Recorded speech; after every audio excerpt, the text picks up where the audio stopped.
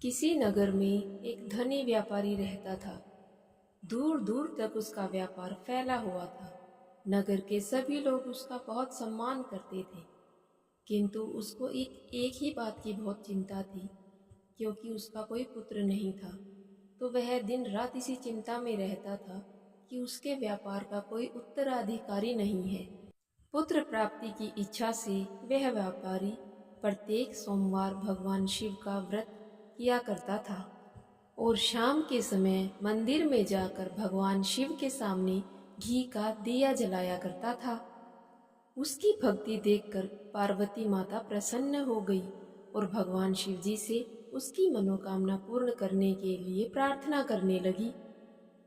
भगवान शिव बोले, इस संसार में सभी व्यक्ति अपने कर्मों के हिसाब से ही फल प्राप्त करते हैं।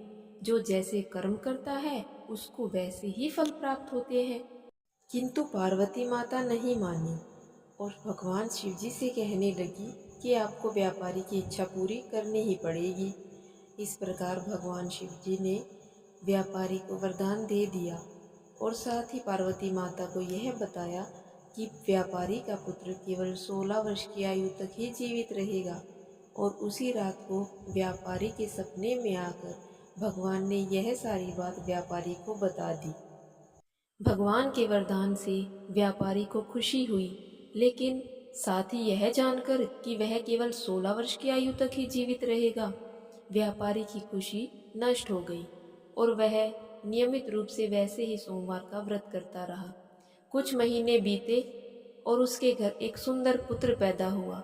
सबने बहुत खुशियां मनाई, लेकिन व्यापारी ज़्यादा खुश नहीं था, क्योंकि उसको पता था कि उसका पुत्र कुछ वर्ष की आयु तक ही जीवित रहेगा। जब उसका पुत्र 12 वर्ष का हुआ तो उसने उसके मामा के साथ उसे वाराणसी पढ़ने के लिए भेज दिया। मामा भांजा वाराणसी के लिए चल दिए। रास्ते में वे जहाँ भी विश्राम करने के लिए रुकते, वहीं पर यज्ञ किया करते और ब्राह्मणों को भोजन कराते। लंबी यात्रा के पश्चात मामा भांजा एक नगर में पहुंचे। उस दिन उस नगर के राजा की कन्या का विवाह था, जिस कारण पूरे नगर को सजाया गया था। सेठ के लड़के को देखा तो उसके मन में विचार आया कि क्यों ना राजकुमारी का विवाह इस लड़के के साथ करवा दिया जाए और बाद में इसको बहुत सारा धन देकर विदा कर देंगे और राजकुमारी को मैं अपने घर ले जाऊंगा। वर के पिता ने लड़के के मामा से बात की। लड़के के मामा ने धन के लालच में हाँ कर दी और लड़के को दूल्हे के वस्त्र पहनाकर राजकुमारी से विवाह करवा दिया। शादी के बाद राजा ने राजकुमारी को विदा किया और जब वह लड़का राजकुमारी के साथ वापस लौट रहा था, तब वह अपने आप को रोक न सका और उसने राजकुमारी के ओढ़नी पर यह सच्चाई लिख दी कि तुम्हारा विवाह मेरे साथ हुआ है और मैं तो वाराणसी पढ़ने जा रहा हूँ। जिस व्यक्ति के साथ तुम्हें भेजेंगे वह तो एक आंख से काना है।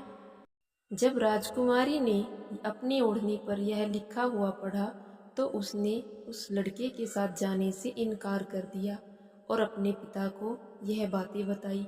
राजा को जब पता चला तो उसने अपनी कन्या को विदा नहीं किया, बल्कि अपने पास महल में ही रख लिया। उधर लड़का वाराणसी पहुंच गया। वहां पहुंचकर उसने गुरुकुल में पढ़ना शुरू कर दिया। जब वह 16 वर्ष का हुआ तो उसने यज्ञ करना आरंभ कर दिया तथा यज्ञ की समाप्ति पर ब्राह्मणों को भोजन कराया। खूब अन्न वस्त्र और दान दिया ब्राह्मणों को। रात को जब वह अपने शयन कक्ष में सोया तो शिव के वरदान के अनुसार उसके प्राण पखेरु वहीं से उड़ गए। सुबह मामा ने जब अपने मृत भांजे को देखा तो वह रोने पीटने लगा और नगर के लोगों के सामने दुख प्रकट किया। लड़के के मामा के रोने के स्वर और विलाप करने के स्वर पास से गुजरने वाले शिवजी और पार्वती माता ने सुने। पार्वती माता ने कहा, भगवान, मुझे इस व्यक्ति के रोने के स्वर बर्दाश्त नहीं हो रहे। आप इस व्यक्ति के कष्ट को दूर कीजिए। भगवान शिव और माता पार्वती ने अदृश्य रूप से पास में जाकर देखा तो भगवान बोले कि हे पार्वती, यह तो उसी व्यापारी का लड़का है जिसको मैंने 16 वर्ष की आयु दी थी। इसकी आयु पूरी हो चुकी है। माता पार्वती ने शिवजी से निवेदन किया कि इस बालक को प्राणदान दें।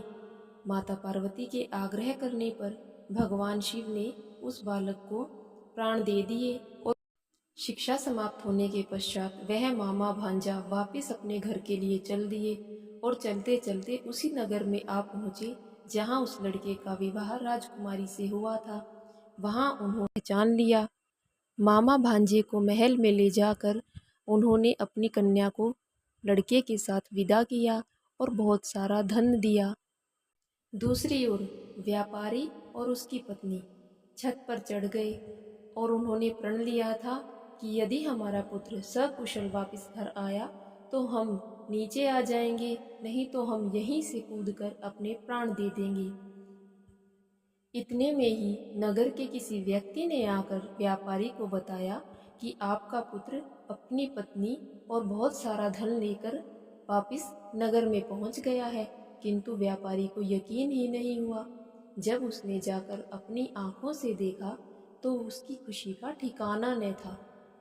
उसी रात भगवान शिव ने व्यापारी के स्वप्न में आकर कहा कि हे श्रेष्ठी, मैंने तेरी पूजा पाठ और व्रत सुनने की नियमितता को देखते हुए तेरे पुत्र को लंबी आयु प्रदान की है। पुत्र की लंबी आयु जानकर व्यापारी बहुत अधिक प्रसन्न हुआ। शिव भक्त होने तथा सोमवार का व्रत करने से व्यापारी की सभी मनोकामनाएं पूर्ण हुई। इसी प्रकार जो भक्त सोमवार का व्रत करते हैं, व्रत कथा को सुनते हैं, उनकी समस्त इच्छाएं पूर्ण होती हैं। बोलो भोले बाबा की जय। दोस्तों, यदि आपको हमारी यह कहानी अच्छी लगी है तो हमारी वीडियो को लाइक करें, चैनल को सब्सक्राइब करें और बेल आइकन को प्रेस करें।